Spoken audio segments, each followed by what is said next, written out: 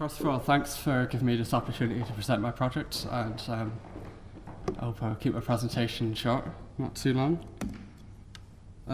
So I propose to build an innovation centre in the centre of one of the Georgian blocks in Limerick City, and this is a model of the particular Georgian block that I made, which I did the survey myself based from ordnance survey maps and counting the bricks and measuring them just to get it all accurate. And as you see, every building is at a slightly different elevation, and also every single building there is unique. So already from doing that, I kind of learned a lot about the Georgian blocks, and each individual block is very unique and has a lot of nuances, and they're very there's a lot of atmosphere when you go and see these places. Just to explain Limerick City in context, these are communications and transport networks looking back through history. So Limerick was founded by the Vikings in the Middle Ages, and those are the river networks. Is it still later? So that you see the Longship, and this is the River Shannon. So Ireland in the Middle Ages, the easiest way to get around was by boat and on rivers. So the farther inland you were, the more remote you were, which is kind of the opposite in a way to today, because we rely now on railways and road networks. And the most recent network we have now is the air network. And as you see with Shannon Airport, Limerick is very well connected. So you're putting Limerick City in a very good position to be connected with Europe. This is a map I drew of Limerick City. Since a year ago, I think the boundary between Limerick County and Limerick City has been removed, but you can see the scars from that boundary. The dotted line there indicates the boundary, which kind of strangles Limerick, creates something called the Detroit effect, which basically all the business and life of the city has been sucked out and going into the suburbs. And you see physically there's a big void going around the city. That's just wasteland. It's just fields full of rubbish, busy roads, nothing happening. But since that's been removed, there's now an opportunity to bring stuff back in, because there's so many vacant blocks in the centre of Limerick, which are kind of ripe for investment.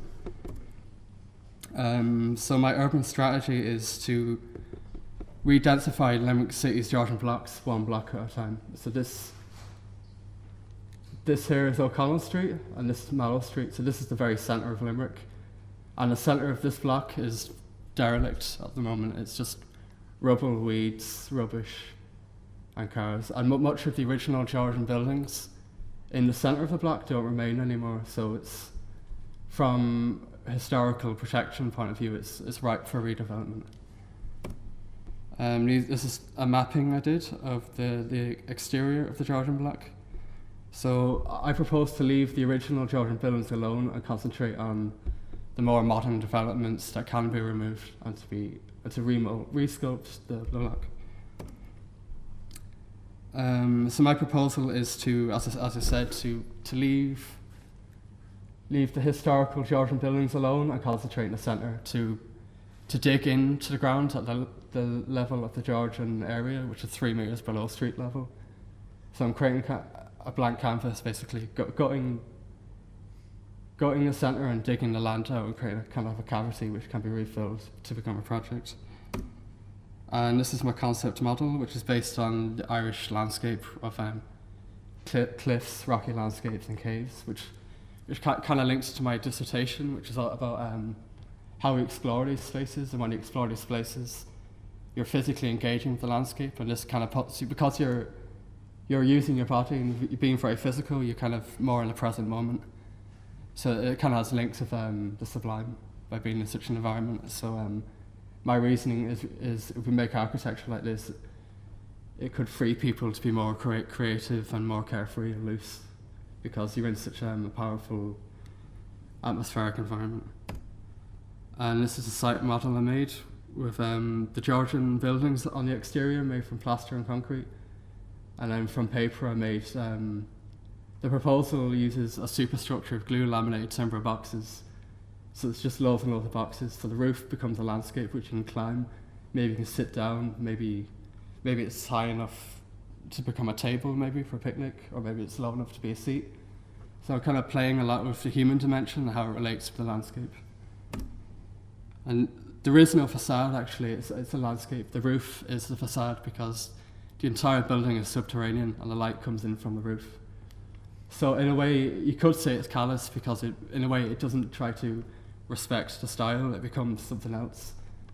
So in a way, I'm kind of, it kind of turns its back on history in a way, which sometimes that's a good thing. Sometimes we need to just move on and do something new, because the people who built the Georgian Court of Limerick, they didn't really care too much about the past either, and now we have this great part of the city which we care about. So sometimes we have to take risks and create history, because maybe in a few hundred years' time, people will look back to what we did now and say, okay, this is Ireland's golden age, not centuries beforehand.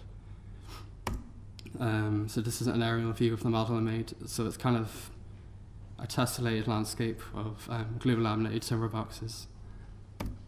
This is a structural model, so as you can see there's two types. Yeah, there's a hierarchy of boxes, so you've got the 9 metre high ones, which are load bearing, and they're stairwells and lift cores, and they kind of hold the other boxes up. And the glue laminated timber boxes, they're kind of pinched together. So yeah, they're all wedged in so tight that the whole thing holds up, and then almost like a dome, the way it spreads onto the load bearing columns. But I'll show you a section in a second. This is a view of the interior, which, as I said, is kind of a cavern-like space. So it's one open plan cavern-like space with small antechambers for smaller workshops or laboratories to happen, or lecture spaces. The building is kind of like a blank canvas. It kind of allows people to develop their own uses by providing a variety of scales. Another view there. Some interior perspectives. So, as I said, in a way it turns its back onto the historical part of Limerick City, but this allows it to become something new. So when you go in, it's like entering a new world. So it's an innovation centre. It's a public workshop where you go to work on any project you like, be it solo or collaborative projects, or to network people. So it's kind of a landscape where you wander. Maybe you can find a nice place to work alone, or maybe you can meet someone, collaborate with them. So it's kind of its own little world in a way, which I kind of wanted to happen. This is the plan. So this is the central gathering space, which is it's kind of like the concept model I showed you earlier. It's just one large space for lectures to happen, and just where people can naturally congregate. And then you kind of branch off into smaller antechambers. Maybe you have a workshop here with loud noises, so maybe it needs to be separated, or maybe you have a reading area, and there's courtyards here with trees planted. So these are kind of subterranean gardens, and they're open to the sky. This is a plan at street level, which is mainly the roof, which are voids. But the entrance is along here on the street. And where I have it shaded is how the building could become denser over time. So the roof voids could become rooms. Maybe you can saw through it, and the building can adapt and become bigger over time, or get smaller. Also, it's timber, so it's fairly easy to remove. And this is the roofscape. And these are the sections. So this is the central space where you have the lecture hall and the gathering space. And sometimes they can't come down like stalactites to become private rooms. So in such a room, when you look on the outside, you just see someone's legs. But it still kind of feels like it's part of the large cavern-like space. But when you're inside, you get the privacy. So maybe you want to have a private conversation about your project and you don't want anyone else to know about it. Or maybe you just need to be somewhere alone for a bit. Here kind of, the project kind of interacts with the Georgian block a little bit. In a way, I kind of wanted to leave the Georgian blocks alone, in a way, because I think, in a way, they're kind of nice the way they are. Why mess with them? So this is why I chose to kind of to carve around the existing historical buildings and just work with the rest. So you could go in through the Georgian building, go through the yard, and then suddenly you're in this other world, in a way. And that's the final slide. So any questions?